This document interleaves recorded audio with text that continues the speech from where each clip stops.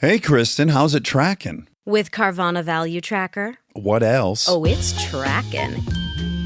In fact, Value Surge Alert trucks up 2.5%.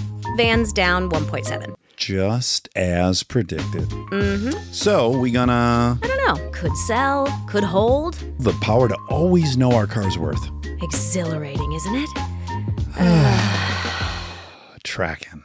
Always know your car's worth with Carvana Value Tracker. Will full coverage make me look cakey? Is my undertone neutral or is it cool? We get it. Finding the right foundation is hard. But with Il Maquillage, it's easy to find your perfect match online, customized for your unique skin tone and coverage needs. Plus, with Try Before You Buy, you can try your full size at home for 14 days. With over 600,000 five-star reviews, this best-selling foundation is going viral for a reason. Take the Power Match quiz now at ilmaquillage.com/quiz. ILMAKIAGE.com/quiz.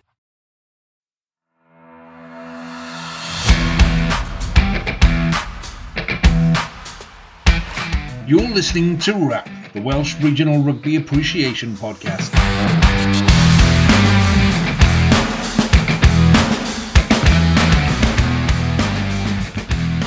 Hello and welcome back to the RAP Podcast with me, Lee G. Joining me this week as normal is Jamie and Harley. Good evening, gentlemen.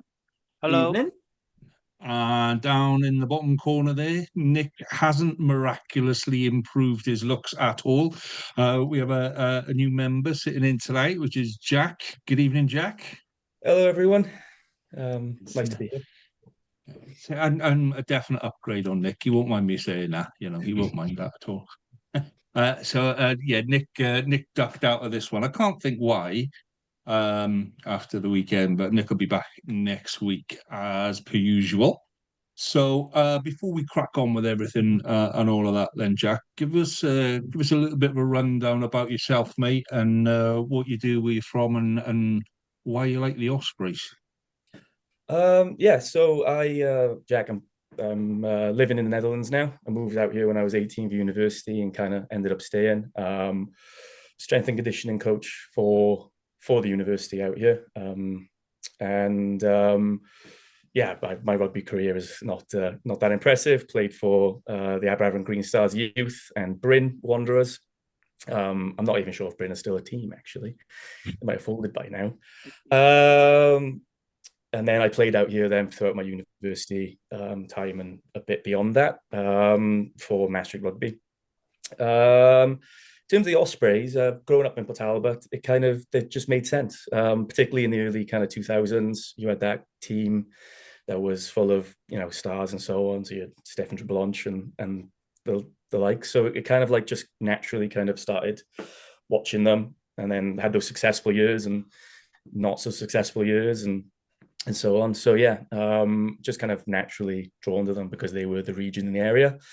That's pretty much it, really.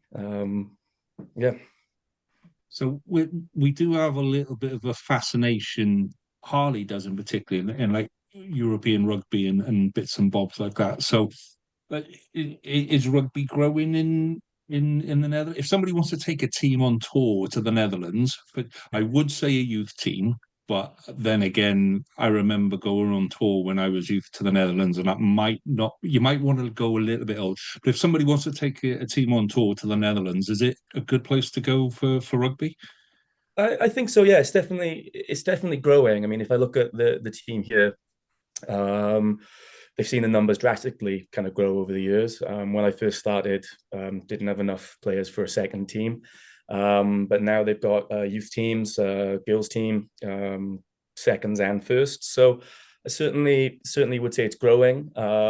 There's a large number of expats as well that play out here. So a lot of South Africans, for instance, in a lot of teams, particularly if you get to the north of the country. So I would say, it's definitely worth coming down if you're going to come on tour. Plus, there's a good beer scene if you like a Belgian beer and some other stuff as well, which I'm sure that everyone is aware of that I won't go into on the pod, I suppose. Yeah. I went on a school tour there and ended up in Amsterdam, and the school's never been allowed to take a rugby tour anywhere since. So we shall move swiftly on past that. And Jamie, what have we got on the news desk, my friend? Not a lot, actually. It's been a quiet week, dare I say, Welsh rugby-wise. But big news, Eddie James, Lee, you'll be pleased with this one. He signed a new contract to extend his stay with the Scarlets. 22-year-old has made 38 appearances for the Scarlets so far, and he joins the likes of Max Page, one of your favourites, Tommy Lewis and Joe Roberts in agreeing a new deal for Park Scarlets, so that's good news. And then in other news then, Ospreys and Scarlets both recorded financial losses of more than 2 million for the second year in a row. And there's obviously various reasons for this. So this includes a 20% drop in direct funding from the Welsh Rugby Union, as well as a reduction in competition and ticketing income.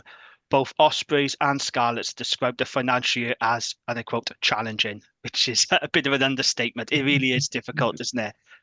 While rugby clubs are in profit these days, it's tough. But yeah, that's all the news I have actually for this week. Whether you guys got any more news you want to chip in with, but pretty quiet on the whole. I just like the fact that we announced Eddie James on Friday. Like normally they announce new signings on Monday or Tuesday because those are the quiet days, but they purposely held it back for the day before the Ospreys game just to get a few more people in through the gates, which I liked. I liked it. Give it a good feel. Okay, let's talk about last weekend's rugby then. Jamie, do you want to start with Friday night and Edinburgh and the Dragons? Or do you want to skip over it and talk about what was on telly somewhere else? Which way do you want to go with it? Well, I was watching EastEnders, mate. I have no knowledge of this game whatsoever. So no, I did watch it, of course I did. Result as expected. Apart from one person on this pod last week who thought it was going to be a close game. Silly sausage. Who was Ali? Who described this game as going to be close? And Edinburgh by Sausage. 5. Yeah. Silly. I've never been called a silly sausage since I was about 5 years old, mate. You're a silly sausage thinking this was ever going to be a close game. Of course it wasn't going to be close. Edinburgh chasing top 8, had the Scottish internationals back, whereas Dragons are low on confidence, hammered by injuries, and come by a win for love no money. So look, it was always going to be tough. We all knew that. It was game over in the first half. 26-0 at half time. Not the first time it's happened this season. This is a pattern that's developed. It happened against Connacht, Scarlets, Lions in the Challenge Cup, and Munster, where the game is over after 30 minutes. It's not good enough. It's embarrassing. And look, with the ongoing debate in Welsh rugby, I know you guys did a deep dive on it as well when I was off about Warburton and the discourse around, 4 regions cutting the team. The Dragons are really not helping themselves with these performances, and they're not doing enough to change the narrative. And if they say they're working hard, then they need to work harder and they need to be more resilient, especially away from home, because nobody really came out of this game with any credit. Rodri Williams had the worst game of rugby I've ever seen him play. And this is unusual for a guy who's normally so reliable. He's one of our better players. He always leads by example, Rodri, but he was stinking. He just looked completely off the pace. Kicking game was awful. Hugh Anderson is a talent, as we all know, and he did a lot of good things, but he did make some errors in this game. The cross kick to Darcy Graham. Then there was the pass to Dane Blacker that really should have gone to Jad Rosser. He would have run that in for a try. There's no doubt he's a talent, but I do think this game was a reminder that he does have a lot of work-ons. And I'm conscious of people bigging him up too much. He is a talent, but let's calm down and let's remember he is 20. He's got a lot of work-ons. But yeah, like I said, a mixed bag from Hugh Anderson. The scrum went surprisingly well. Never thought I'd say that. Paul Olatu, he's not the answer at tight there. He's not got a future with the club, but he actually had a good game. And you got guys like Aneirin Owen and Alan Wainwright. They worked hard, as they always do. But look, we are where we are, and everyone knows how poor the Dragons are. The squad isn't good enough. It's mentally weak. It's hammered by injuries. They just need a season to end now. They need to refresh and go again next season. And recruitment is looking decent. And we do expect a senior coach to come in, which will make a big difference and look after the defence. Because remember, we don't have a defence coach because Philo was defence coach. Now he's stepped up to head coach. So we're short on numbers in the coaching setup yet again. But until then, we're just limping towards the end of the season. We are where we are. It's not going to change. There's nothing more to say on that, really. I think this was the result we all expected, and it was the outcome that we all knew was going to happen. Apart from you, obviously, you thought it was going to be a close game. But some good news. Some good news though. Dan, who replaced me last week, he coaches Abertillery, and his team ran out 59-10 winners over Blenavon in the North Gwent derby. So that's some good news. Well done, Dan. But yeah, same old story from the Drags, I'm afraid. And personally, we can't wait till the season's over because it has been an absolute nightmare. I was trying to inject a little bit of positivity into it, Jamie, as well. I was trying to play my little bit in bigging the boys up and giving them a bit of confidence to go up there. But like I say, it's a hard slog, and we've all been in that situation where where you just want the season to end, where you just like, and you look at the sheet and you've got like 4 games left, and you're going, oh, this is just, I can't be asked. So it is hard, and it does need a leader in there to pull people together and to go, right, okay, this is how it's going to go, and maybe that is what the Dragons are lacking. Yeah, experience. It's experience and leadership. This is a young group, and like I said, it's hammered by injuries. That really hasn't helped. It's a paper thin squad. We did discuss this on the Dragon Slayer pod, which is out now, with Chris Curran from the South Wales Argus. Like I said, recruitment is looking decent, but they need someone to come in and break those bad habits. Because losing is one thing, but when you're uncompetitive, that's even worse. We're getting blown away in the first half of the game, and it's quite grim, it's quite depressing. But like I said, the season cannot come soon enough for the Dragons because it's just been a total disaster. Okay, we'll move on. So normally we do it in chronological order, but we're going to break with tradition and do a little bit of Cardiff Benetton first, and then because we've got a derby, we'll discuss that last. So Harley, I mean, did you? Yeah, I don't think you watched the game live, did you? And you were telling the boys not to tell you what was going on the WhatsApp group, and they were like giving you play-by-play details of what was going on, and you were sitting in a restaurant. Am I right? So I was basically in this big fancy house in the middle of Dartmoor for my mother-in-law's 60th birthday, and we had a silver service dinner that one of the guys who used to work at a farm shop is now head chef at a private school and stuff, and he likes doing these dining-in nights. And so, yeah, going through all them, whilst also trying to sort of keep a 2-year-old to sit through a 4-hour meal, which started at her bedtime, was interesting. We ended up giving up on the top and putting her to bed, but yeah, I'm just there like going, oh no, oh no, oh no. And then, so I've watched highlights, I've watched the first half. I'll be honest, I'm going to go through it.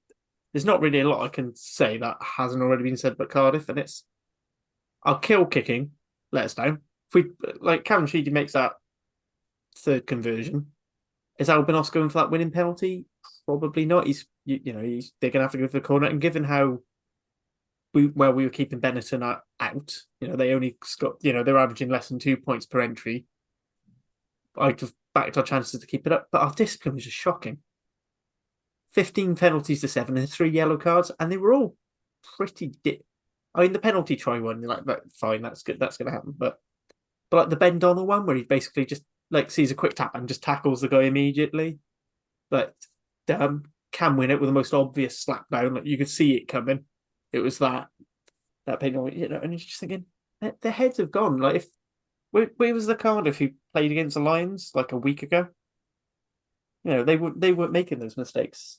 I mean, there's some good things, like if our efficiency whenever we do get to the red zone is great again. We were nearly averaging a try every entry, but it's just game management and dropping kickoffs and just really stupid errors. So thankfully we've got Johan Lloyd coming in, who is a beacon of calm and sensibility and reliability out of hand. So you can have him next week if you want. You can. I'll put him in my car and I'll drive him up the M4 for you. You can have him next week. Why?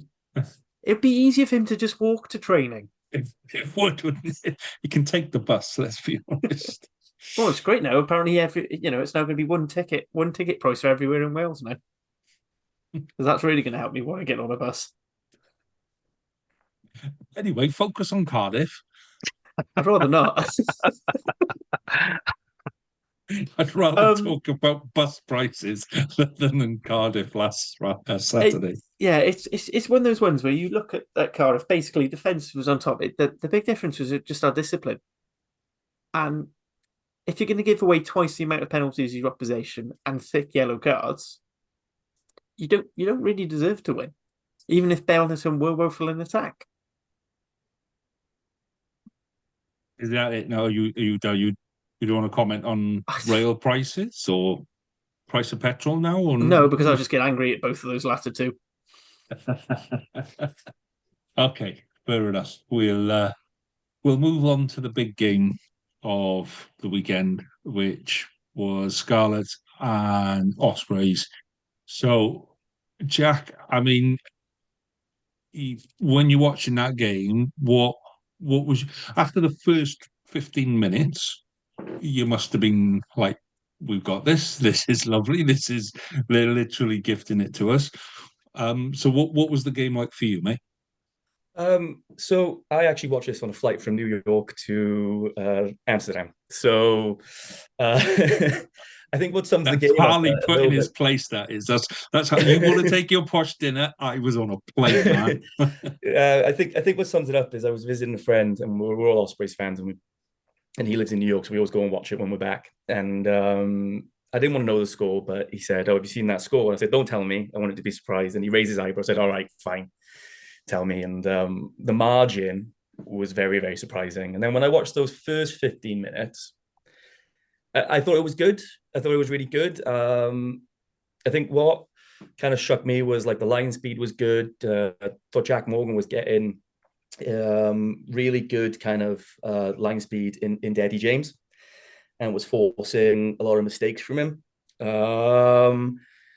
And then after 15 minutes, it all kind of went a bit wrong, didn't it? It was quite similar to last week. I thought the Ospreys' defense is actually quite narrow, and they were looking almost to kind of cut it out in that kind of center channels. And then when they went down to 13 men, obviously that wasn't possible. But I think also it started before that, where the Scarlets actually started playing a bit deeper and actually passing the ball out deeper, and then getting the ball out wide and exposing the Ospreys in the wide channels. I don't like you don't want to completely blame a referee, because there's a lot of game to be played, so to speak. But I think that what I would say about the referee is when he did send off Kieran Hardy, and it's something I think you mentioned on the podcast before, I just think McLeod managed the referee a lot better than Jack Morgan. I'm not sure that Jack Morgan is actually. I mean, he played a fantastic game, Jack Morgan. I think on the pitch he was brilliant, but I'm not sure he's brilliant at actually managing referees. And watching him kind of chase the referee around after, Hardy's yellow card, I think was indicative of that. You saw McLeod walking past the referee, having a word, which led to the first yellow card. Didn't chase him around. It was just a short, like, oh, what walked off. But Jack Morgan seemed to always be trying to chase him, and the referee decided automatically not to really listen to him. And I think that kind of summed it up. That kind of image of him trying to have a conversation. And obviously, when you go down to 13 men, it becomes very, very difficult. And then, I think that was kind of like my overall kind of take of it, which was initially 15 minutes in, Ospreys really did well in disrupting the Scarlets, and then the Scarlets kind of adjusted, started to play a bit deeper, and exposed the Ospreys wide, which is kind of similar to what Connaught did the weekend before as well, actually. So, it was a bit disappointing, but we've always got next week to correct it, haven't we? So there we go. There was an Ospreys van parked outside Parker Scarlets that basically said something like, "You've got this for 1 week," or something like that. One of those digital screens or whatever, which I thought was quite good, and it was a bit of tongue in cheek. But I agree with you. It was one of the points I was going to bring up about the difference in captaincy, where you can just the bit I was impressed with McLeod. Obviously, on the pitch, I think he had 4-5 turnovers and key turnovers. He would have had another one, but he decided to smack the scrum half and got a yellow card instead of just going for the ball. And as he does it, he goes, and you can tell he knows, sort of thing. Yeah, But but we've all wanted to do that to the scrum half. especially the To be chopsy fair, ones, yeah, the yeah, chopsy ones just get on your tits, don't they? But yeah, the bit with McLeod was he was talking to the touch judges as well, and he was getting messages to the referee through the touch judges, and I think that's the bit he just felt he had control of that from the start, and plenty of people going, "Oh, he's cheating because he's talking to the ref, he's telling the ref what a captain does." You know, I think the Ospreys gave away 5 penalties. They were inside their 22, and he must have said something like, "How many more penalties, ref?" You know, and as simple as that, and I go, "Actually, yeah, guys, that's 5. Now you're on a warning." And then it's like, right, you're defending right on your line from a lineup. So, you know, you got to be fair to him. He outplayed. I think from my point of view, he outplayed Jack Morgan on captaincy and in the game. I thought Eddie James had an absolute stormer. Just the amount of players that he was sucking into midfield, particularly when you're playing that kind of defence. And we were able to capitalise on it, which is something we haven't done for a couple of games. We just haven't made any use of that space. So normally, when the opposition go down to 14 and then 13, the Scarlets go, "Oh, lovely," and half of them go and have a cup of tea, and we don't do anything with it. So the fact that we did something with it, and that was the key period of the game, was quite nice to see. So yeah, I mean, people are gonna moan and complain about the ref, but trust me, we've been on the other side of it so many times. It's, you know, it comes round. It always comes round. But I just want to give a big shout out again to Van der Merwe. I thought he was outstanding. Plumtree had an excellent game. McLeod had an excellent game. The boys that came off the bench, what's his name? Gabe. The props from the, I think, you know, everybody Gabe pitched Harley, I in. think, isn't it? Yeah, that's him. Yeah. And you know, Max Page sat down Dan Edwards in a pretty impressive fashion, which was great. But I'll repeat what Jamie said. He's young. He needs to develop. Stop telling him he's going to be the best player in the world, because he's not going to learn. Quite like this try he set up for Fafita for someone who someone may have told me once that he can't pass. He Oh, passed. mate, I was screaming. I was screaming. I was standing up and I was screaming words that I won't repeat on this pod to make him pass. And he passed, and like my blood pressure came from up there, and it just sank like that. My wife was playing a game on her phone and just like, what are you doing? What? And I was literally 6 inches from the screen, shouting at the screen. It's like, you know, they're in Leslie, don't you? You know they're not there. So yeah, That's why I'm shouting. yeah, they won't hear me otherwise. Can I But just yeah, quickly bring up a pod go on. point though, just because it's interesting you pointed out about Jack Morgan's captaincy, because it's something we've spoken about on the pod in the past when his Wales duties out. You know, I think it does just go to say that just because they're the first name on the team sheet doesn't mean they should be a captain. Like I've said about Falafel in the past, you know, he's first name on the team sheet, but he's a terrible captain because he doesn't actually speak. From what I told, I don't. Anyone who says they've seen Talupi Falafel speak it must be a deep fake, because the man does not talk, just looks, and people understand. Which unfortunately, refs need a little bit more verbal. That, but yeah, it is a noticeable thing which you see in some captains. Also, it's quite interesting that going wide very quick and deep very quickly seems to be undoing the Ospreys defence, considering the team they've got, playing the Scarlets next week, and then potentially Connacht next the week after, which shows my hopes for that game. We'll come to the run in a minute, mate. But yeah. So what did you actually think of the amount of people in the stadium then? Because that was 11. I've just checked it. It's 11,384. It shows it can be done. They did put a lot of oomph behind it. So, Jack, I mean, what are the chances of getting that this week in in Swansea? I mean, I think the numbers were good actually, and I think that particularly if you look at kind of the regions in general now compared to Wales, you've got three quite exciting coaches in charge of Cardiff, Llanelli, and the Ospreys, and they're playing quite good rugby. So compare that to like where the national team was, for instance. There's no reason why people can't kind of be enthusiastic about it because there's room for growth, if that makes any sense. I think the ceilings of these teams, sorry, Jamie, with the Dragons currently, I think the ceilings of these teams is quite exciting. And I would like to hope that you can get people down to Liberty to watch.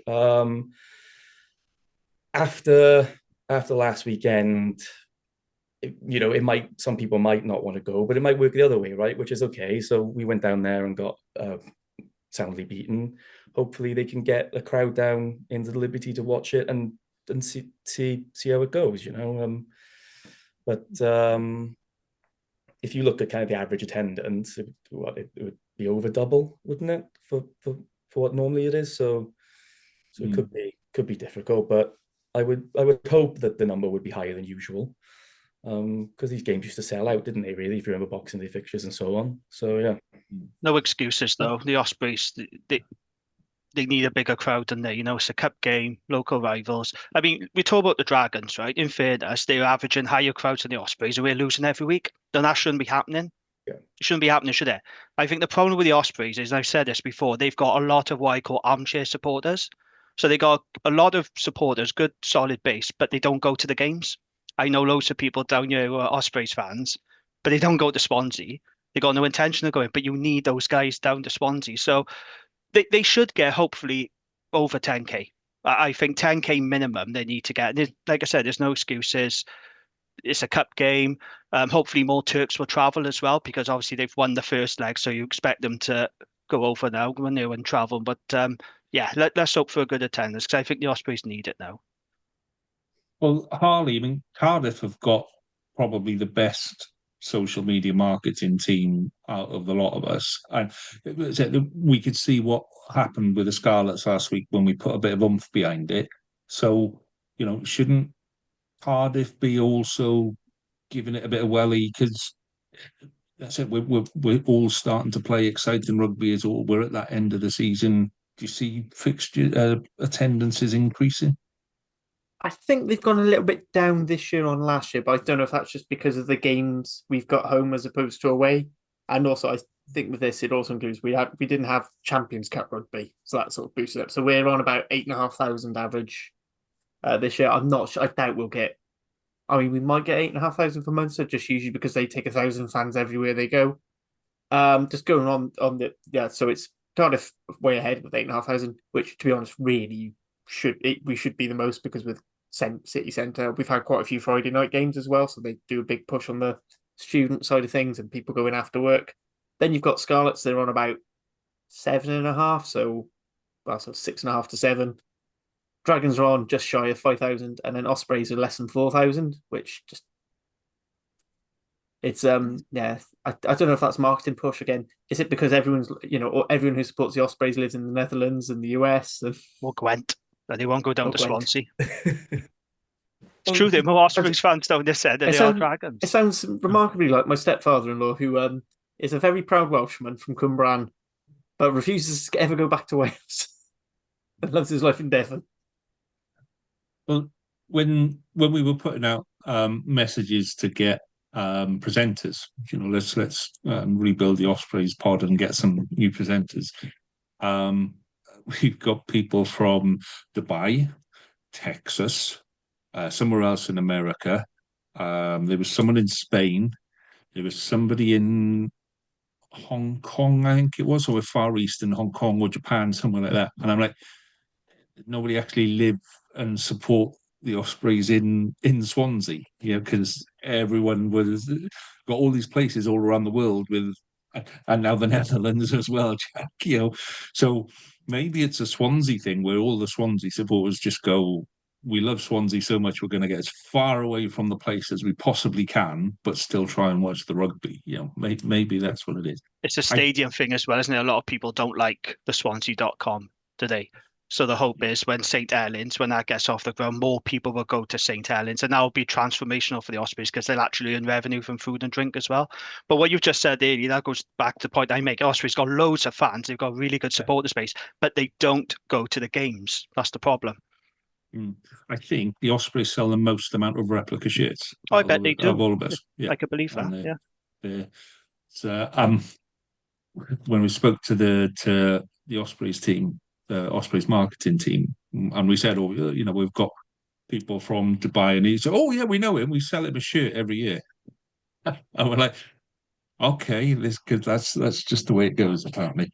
So, yeah, I had a bit of grief last week because I said, more people should go and watch the Ospreys, and I meant that genuinely, not as a dig, not as a I wouldn't have a go or anything like that. But whenever Lee gets bored, he has a go at the Ospreys attendance. That is not what we're doing at all. We're not taking the piss out of the Ospreys attendance at all.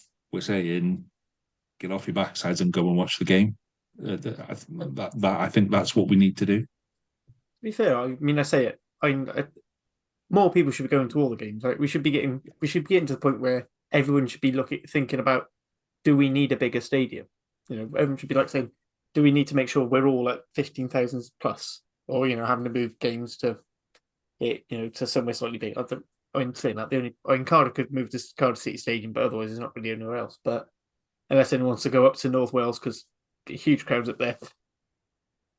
I don't know, before I get in trouble with all the dogs. Yeah, it's one of those things. But you think about how many tickets we sell for Judgment Day most years, and it does get up to about 60,000. So so in theory, expecting us to get close to filling out 15,000 seaters each should be an issue. I know people have. I appreciate not everyone's going to be able to go to every game. It's a different crowd at Judgment Day because I've been with people who don't follow rugby, but they go to Judgment Day. It's like the Wales Internationals. They go for a day out and a few beers, isn't it? That's the issue. But more people should be watching the Ospreys purely because they're playing really good rugby. Yeah. There's no excuse not to get down. Under Mark Jones, they are playing a more exciting brand of rugby now, especially with ball in hand. So there's no excuse, really. It's a shame. And they probably have one of the easiest. They probably have one of the easiest runnings as well, which means that they're more likely to win and actually do something in the league. Well, let's talk about the run-in now before we do the previews for the European game. But before we do the run-in, if you're liking what you're seeing and hearing, please do like and subscribe, share, tell your friends, put some comments on YouTube, because that seems to be the thing at the minute. Lots of people commenting on YouTube and especially about Harley's spreadsheets. So yeah, by all means, have a go at Harley's spreadsheets on YouTube because he loves that having stuff. a go, Lee. It's not me. Somebody was asking about your spreadsheets, mate. That's all I'm saying. And I said, well, yeah, don't ask him because if you want to go to sleep, that's the way to do it. Yeah. Okay. Right. Let's take a look at the run-ins then between now and the end of the season, because Scarlets and Ospreys are remarkably similar. Jamie, what's your run-in like between now and the end of the season? Oh, who cares? Who cares? I don't care anymore. Why does anyone care? So obviously Judgment Day, because we're not involved in Europe, and I think that's a good thing, to be honest. A couple of weeks rest and recovery, try and get some bodies back for that. And then we got the Ospreys away in Swansea, so that'll be another loss because our record in Swansea is horrific. We know we can beat Ospreys at Rodney Parade. We do it almost every year, but when we go to Swansea, we struggle. It's just not somewhere we like going. Ospreys be targeting 5 points from now, won't they? So, and then we got the South Africa tour. One of them is Bulls away. I don't know I think it's Stormers and Bulls. So that's going to be a prison shaming, let's be honest. So yeah, by that point, nobody would have cared anyway. So yeah, that's the run-in. And well, I don't know what else you want me to say about it. Like, I was thinking, why am I asking Jamie to put himself through the next 4 games? Yeah, that's a bit of a stupid there's question. Something to play for. It's a nothing now. The season's done. It's nothing really to look forward to. Yeah, Judgment Day, I suppose, is an event. The players will get themselves hyped up for that one because of the occasion. But there's nothing to play for. You do have a good record at being absolutely hopeless during the season and then come out and getting one over the Scarlets. Yeah, that wasn't the case though last season at the Cardiff City Stadium where Dragons were abysmal. But Yeah, but that Judgment Day doesn't count. It doesn't count. No, It wasn't in the no, stadium. It's quite not Judgment Day. No, nobody went. Nobody enjoyed it. So Harley, what about yourself then, mate? In your running? So depending on how how badly we get shamed by Connacht. Well, I'm saying I actually think we might win. Weirdly, but then I thought we'd beat Benetton. So then we've got Ospreys at Judgment Day, which is sort of a mixed bag for us. It'd be interesting to see with Mark Jones, since he's taken over the attack, their defence is sort of eked out, so it might be a case of last try wins. So that might play into us taking Ospreys down to our level and beating them with experience, as opposed to the usual get into a scrum and maul game and get absolutely battered. Then we've got Munster on our last home game. Munster have been odd, but their injury crisis is sort of timing to their run for the playoffs as it does every season. So we'll probably have the full Death Star as operational Munster on that game. But again, think get a few points. Then we're into South Africa, and we've got the Bulls and Stormers. So I think the best hope we have is maybe try and get bonus points in both games and not get too beaten up, and we might just squeak playoffs. I think I would have been a lot more confident about that had we gotten the results out in Treviso, but it's looking quite unlikely as things go on. So are you thinking you're going to finish top 8? I think we'll finish. I think we'll be pretty much on my prediction at the start of the season of 9th. I've got a feeling we're going to just miss out. Okay, fair enough. So, Jack, your running is so have you got Dragons. Cardiff, then Dragons. Yes, you got Dragons. You've got the Dragons. We got the Dragons. You've got Cardiff. We've got Leinster. That's the difference. Yeah, I'm trying to remember what the difference is. But so we play 3 the same sides, but you play Cardiff and we play Leinster. So, yeah, more confident than us. Considering the wide defence and the way Cardiff play rugby, not particularly actually. I think it could end up being a bit of a shootout, like Harley said, unless the defence tightens up. And then I was just looking at the Lions, and I think it's the Sharks you've got as well. Looking at their record at home, they've lost 1 at home, both of them. I think the Lions lost to the Bulls, I believe, and the Sharks lost to Leinster. So, I mean, I guess the hope is maybe Sharks still in Europe, so maybe they'll take that a bit more seriously, and they'll be one of the last games, so they're already in the playoffs and they let things slip. But we really needed to get a result really last weekend, didn't we? In the hope of finishing in the top 8, but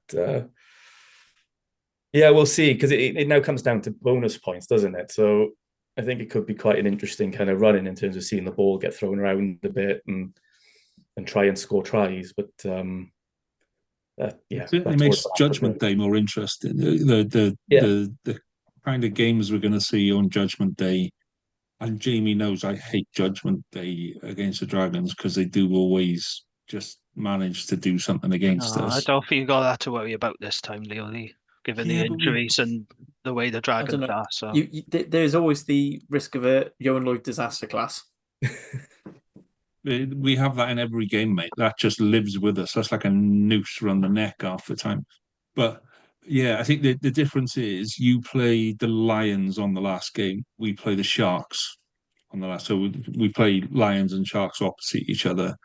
So if you're gonna play a team in South Africa that you want to throw the ball around against and try and get bonus points or whatever, then your best bet is the Lions, and probably your worst bet is the Sharks. I'm not so sure about that. Up at altitude. But Lions they're very hard to beat at home. The Lions really, really difficult. I'd say Shark. Weirdly, considering how utterly bipolar the Sharks are, you've probably got more of a chance of getting the results against them. I don't know. It's so. Where do you think you're going to finish, Jack? We're top 8, or I think I think just outside. I would say we're going to finish ninth, to be honest. That's where I think we're going. Only one of us can finish ninth. Yeah, because even if you look at it this way, I think that potentially beat Cardiff, potentially beat the Dragons. I don't see, a result in South Africa would be a surprise. It's not that it's not been done before, mind, but so working on that, I think potentially get another 10 points, which I don't think would be enough, and I think maybe that would leave us in ninth, I suppose, somewhere around there. Maybe just sneak in if they can get a surprise win out of South Africa, but really, yeah, I'm not too confident of a top 8 finish. I think the key bit is a lot of the top 8 sides also play each other. Yeah. So it kind of does work in our favour that, they're going to take points out of each other at some point, and that might leave it open for us. But yeah, we play Leinster at home. I mean, but again, they'll probably be purely focused on Champions Cup. The problem is well, that'll be enough. They still have enough, won't they, to win? Yeah, like they could send the youth team seconds, and we'd struggle. Normally I'd be all like, yeah, we got this. We're going to do this. That Leinster game, relying on the Leinster game, and then the Sharks, and then our record against the Dragons on Judgment Day. You just think it's not a great run in. So it's good though, isn't it? It's good for the URC that there's a lot right now. Like there's 6 points separating 5th and 13th. But there's no margin for error now. Like, it's no good saying at this point in the season, oh, yeah, I would have taken a bonus point beforehand. That's not good enough now, because if you lose, other teams around you are winning, and then you're sliding down the table. That's what's happened now to the Ospreys, And Cardiff. So they went down from 7th to 12th now, the Ospreys, because of that loss. And there's no room for error now, so they really got to take all the points they can. Can I just bring in one thing? Because it's one thing I hear on a lot of other podcasts about the URC, and they say about, oh, well, it's great for the Welsh sides because, they should get easy victories because they've only got to play each other. Oh, yeah, but the problem is all the Welsh sides are all as bad as each other, so we take off those wins. So, we end up ending up in the lower half of the table because there isn't one dominant Welsh side. Because Dragons will beat Ospreys, then Ospreys beat Scarlets beat us, and then we draw to Ospreys somehow. And as always, Cardiff beat Dragons. And you just end up with loads of points. The only shield at the moment, which also the only complete shield, the only with a tighter spread between the teams is the South Africans. And again, that's just because Sharks started off absolutely piss poor and then all of a sudden won everything. And it is, and you look at things like Leinster clearing ahead of everyone else, Glasgow clearing ahead of everyone in their Scatalia shields, and see if we could have had that, if one of us got that sort of dominance, we'd be certain for a top 8 finish. You are the only person on the planet that cares about the Shields, Harley. I'm just using it as an example of, the whole having to play certain teams home and away. A lot of people say now, well, it should make things easier for the Welsh teams, but forgetting the fact that Welsh teams seem to beat each other, and it's usually whoever was playing worse the week before is the team that's going to win that week. I'm willing to bet there's a guy that sits inside the URC, and he puts his little spreadsheets together, and he comes out with the shields, and he puts them on the internet, and he goes, "Harley's going to love that." Harley's. I have my own, and it tells me the max points, what the range and points difference. It is full nerd. It is full blown nerd. Like, does not surprise me at all. If I just. Cardiff only need 2 points to basically guarantee themselves the shield on Judgment Day. Thanks to no Ospreys one losing. cares about the shield, Harley. I do. Harley, listen, no Dragons. one gives a fuck apart from me because I love Dragons to win the Welsh Shield, but otherwise, no one cares.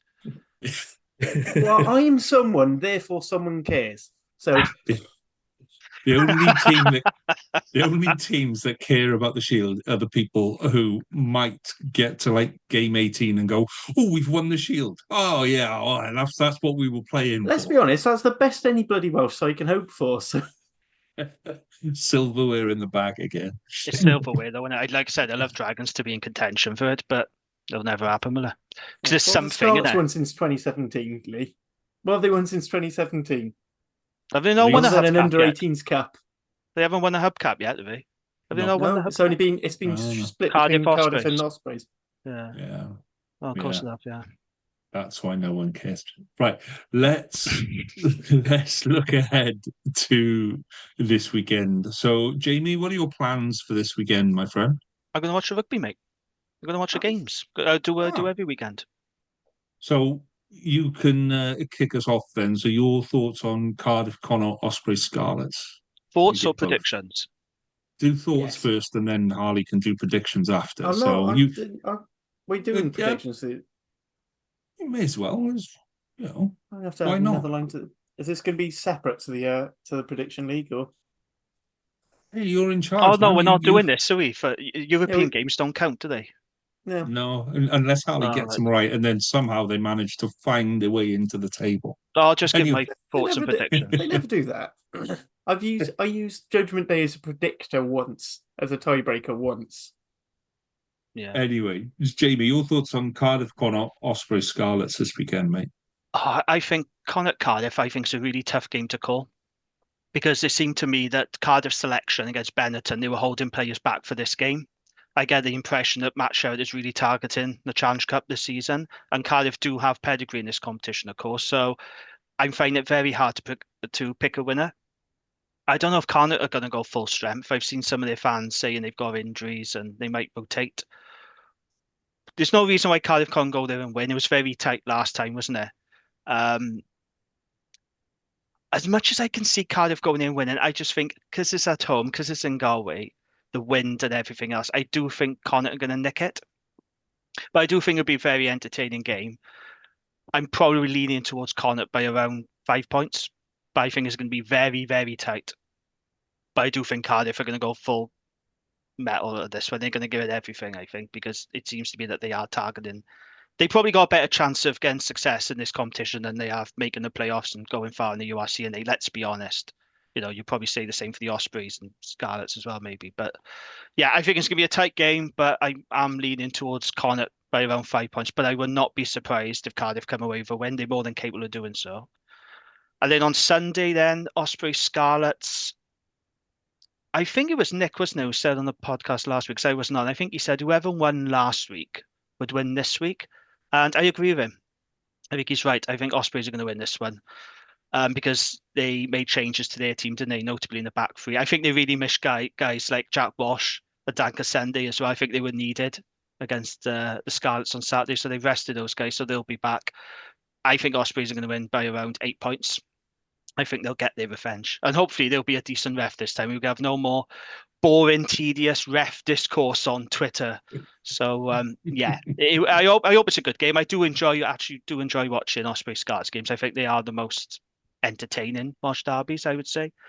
Yeah, let's hope it's a good crowd and a good game. But I am backing Ospreys to get their revenge and win by around 8 points. When was the last Osprey Scarlets game where the referee wasn't the issue? I don't know. Could you tell us? Because you always seem to have an issue with it. When did you start supporting Scarlets, Lee? It's been a while since that was since the referee wasn't an issue between those two. So Harley, Cardiff, Connacht, Cardiff to do it properly. So expectations, thoughts, hopes, fears. So it'd be interesting because this is potentially the first of this is the third game. The trilogy no one ever asked for was our pod title when the draw came out. This will be our first chance to actually go full noise against Connacht. So we've had players rested during the other games, due to time limits and targeting other things. I think Jamie's right. Cardiff, it's probably Cardiff's best chance of getting that Champions Cup spot, which when we talk about attendances, that it does make a difference. Playing Toulouse, a La Rochelle, a Bath brings a lot more people to the gates than the Cheetahs. Who I love the Cheetahs, but no disrespect, they're Currie Cup side as opposed to won the Gallagher Premierships, which apparently solves all problems. But I think for Connacht, it's equally as important because, like Cardiff, their next two games are in South Africa, so the chances are they'll be lucky to pick up a couple of points in that. particularly with how erratic their season's been. So this for them is their best chance at A, silverware and B, Champions Cup. So I think it's going to be a ding-dong battle. I think when both sides are full strength as they can be, that is when you get the best. That's when it's the game I love. I love because it's two really tight, very evenly matched sides going at each other. I think it'd be close. I imagine it'd be high scoring, so watch it be 12-0 or something. But yeah, I think it'll be, a bit of a ding dong. I think though the home advantage, and just because you never know what boot Sheedy's wearing, whether the ones that are made of concrete or the ones that are made of silk and help balls sail over. So I could lean towards Connacht by about 3. I think it will be close but high scoring. Then for yet another three-peat trilogy game. I do agree with what Nick said about the loser of last weekend being the winner this weekend. The one thing I do say is if they can't sort out that wide defensive issues, I can see, because the issues that Scots have had in previous derbies against them is they just didn't have the pack to compete. Now they've got a pack that's more than capable of competing with the Ospreys. And then it's about backline, and Scarlets are far more used to playing wide, expansive rugby than the Ospreys are at the moment. And I think that experience might. So I'm probably going to go. I'm still going to veer towards Ospreys, but only by about 2 or 3. I think it's going to be very close, last minute sort of game. Okay. So, Jack, your thoughts on the Cardiff game first, and then you get to rip into the Scarlets for Sunday, mate. Go on, you'll go. Yeah, much like everybody else in the Connacht Cardiff game. I think that you've got two sides that are fairly competitive and exciting to watch. And the thing about Cardiff is that they seem to be the kind of team that if they get it right, they could beat most sides, considering the way they attack. It's kind of in defense, and sometimes game management can be a bit off. So yeah, I see that being a close one, but I think home advantage to Connacht, I would probably be tempted to give them the win by 2 or 3 points, I suppose, unfortunately. Because I think that might be the most telling kind of thing in it, which is like a home crowd in a European knockout game. Yeah, you'd expect that to kind of tip the balance slightly. But that's, yeah, I think it will be close game, exciting actually. Should make for good watching. But this is when it does end up being a kick fest, isn't it? And they win by 9-6, and it's all penalties. That's where this is leading now.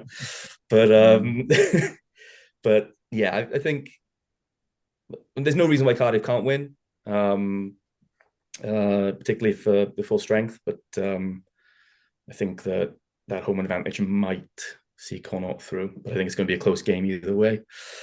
As for the Osprey Scarlets, I think the Ospreys will win. I think they will have learned from the weekend. They often say you learn more in defeat than you do in winning. Decent referee might make a difference. But yeah, I think the Ospreys have got players to come back in, particularly as Jamie said, the back 3. Keelan Giles in the wing with Kasende as well, and I think that could make a big difference. You'd expect some kind of reaction after that loss, and I think that I could see them turn up and playing a good game. But yeah, it is. I think it all does hinge on that wide defense. I think it all hinges on getting that right, and making sure that they're not too narrow in the defense if they want to play that expansive game. Because like as soon as Eddie James got comfortable after 15 minutes, it was quite easy for the Scarlets to get outside them, much like Connacht the week before. So slightly concerning, but I think that they won't go down to 13 men this time, and I think that they should have enough to get over the line and they've got motivation of revenge to push them there. So I would go with the Ospreys on that one. Yeah, we'll wait and see. Right, by how many points? Oh, Come on. good question. At 5, we'll go 5. See, that's what I did last week. 5's an easy number. So, yeah, for me, I can't understand why Cardiff targeted the cup more than the league.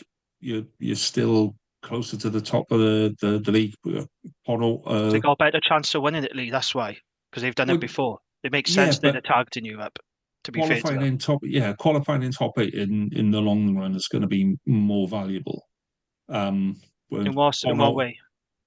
How will it be more valuable? Because next season you'll have the bigger crowds if you're playing in the big boys league. But if they win the cup, they'll be playing anyway. So if they win the chance, we've got 4 games. Yeah, and 2 of them, 4 games in the league, 2 of them in South Africa, or it's 4 games in Europe, and it's looking like we beat Connacht.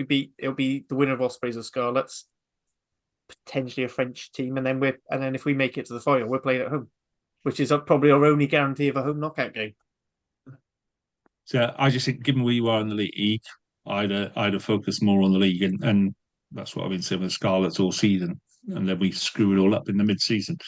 But I think Connacht 13th, 12th, 13th, so they're pretty much out of it. They need a minor miracle to make top 8. So this is also their best shot at playing with the big boys next season. And I think that is what will take them over the line. I think they're going to have all of the big boys back, and I think they might just overpower what you put out, particularly their back. Some of their backs are just wardrobes on legs. They're just massive. You wouldn't put them as a back line. You'd quite comfortably have them second row and back row, but they're running at you and they're scary. Nobody wants to tackle Bundyaki. Let's be honest. Nobody. Just to add, Connacht are in 13th. They're level on points with the Ospreys and the Scarlets, and they're only 3 points behind Cardiff and Edinburgh, who are 8th. So they still got a very good chance to make the top 8, but no, like I said, no room for error now. Yeah, it's tight. It's that tight at this part of the season, isn't it? And that's why I've been saying all along for Scarlets to focus on the league and not worry about the cup. But I'm going to predict Connacht by probably 7 or 8. I think it will be a stretch too far for Cardiff. But I would genuinely like to see Cardiff get through. I genuinely would. But then that throws up all sorts of issues with what you focus on, and we kind of need you to beat the Ospreys and stuff like that. So, it's swings and roundabouts. So Sunday night, 5:30, is a weird time to play a game, but Dragons usually get loaded with a Sunday fixture. It's not usually us. So and for me, I'm not really bothered either way. Your excuses are early now, Lee. I'm not. Have I been saying that all season? I've been genuinely saying it all season that the cup for me is secondary. We lost the key bit that we're missing at the minute is Costello, and the reason we're missing him is because he got injured in the European Cup. So I think if we had Costello back, maybe Johan Lloyd at fullback, but then you got Blaine Murray. Why would you put Lloyd at fullback? Yeah, I think if we had Costello back now, we'd be a lot more fluid, a lot more comfortable, and a lot less batshit crazy when we're defending. So, it is what it is. I think Costello's due back week after. So, yeah, for me, once you've taken a tanking, one of two things happens. Either your heads go down and you just give up on life, or you come out fighting, and I can just see maybe the outside half getting the ball 3, maybe 4 times in the game, and the rest of it just being the forwards going, thank you very much, we're having that, and then Hardy will boot the leather off it, and then that'll be it. So I think Ospreys will play proper cup rugby. Let's just put the ball over the line as many times as we can, whether that comes from a line out or a scrum. They won't care. And I think we'll struggle with that on Sunday. So I'm going to predict a draw. just because I can't find it in my heart to predict an Ospreys win, but I can't see Scarlets winning on a Sunday afternoon. Genuinely, but I just can't. The words can't come out of my mouth to say the other way around. But I can say I don't think the Scarlets will win on Sunday, and I think we'll lose by 3 points. There we go. That's how I've got around it. I like the fallout. I do as a neutral. I like the fallout on X between Scarlets and Ospreys fans, because obviously Lance Bradley was getting pelters from Scarlets fans, then he was blocking them. And then, I just love seeing the discourse. It could get quite nasty and quite heated between the two supporters. It's nothing like Dragons Cardiff. I don't think it's anything like Scarlets Cardiff either, but this is a proper rivalry, and I just love seeing Scarlets fans abusing Ospreys, Ospreys fans abusing Scarlets fans, conspiracies around referees, and I'm just here for that, to be honest. I do feel sorry. I do feel sorry for Lance Bradley, because every time he's made a big up name, so when it was like Leinster that came to visit, he was like, "Yeah, come see Geordie Barrett." Barrett didn't play. Come see Noah Salevu. No, he's not playing. He's not. He definitely won't be playing. No. I said if you can big up Jack Morgan, Jack Walsh, and Dan Edwards for Judgment Day, that'd be great. Come see Owen Lloyd. Right. Okay, gents. We are going to wrap it up there for this evening. So big thank you to Jack for sitting in tonight, mate. I hope you've enjoyed it, and we hope to see you on the Irie or the Erie. Nick will tell you that it's the Erie. I'll tell you it's the Erie. No, it's not. It's the Erie. It's either. It doesn't matter. It does. It's so Erie. Okay. See, this is what you got to put. This is what you got to put up. This is what you got to put up with, mate. Every week, yeah? Every week. Right. So we're going to call it a night there, gents. Thank you once again, Jack, for this evening. And the only thing left for me to say is enjoy your rugby. I shall see you next week. All the best, gents.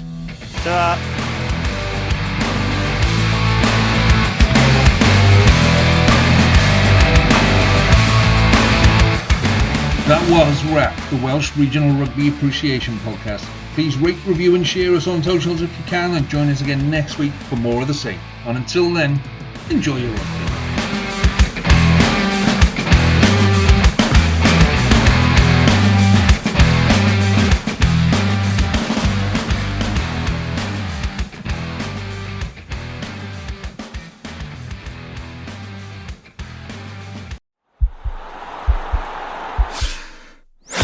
This podcast is part of the Sports Social Podcast Network.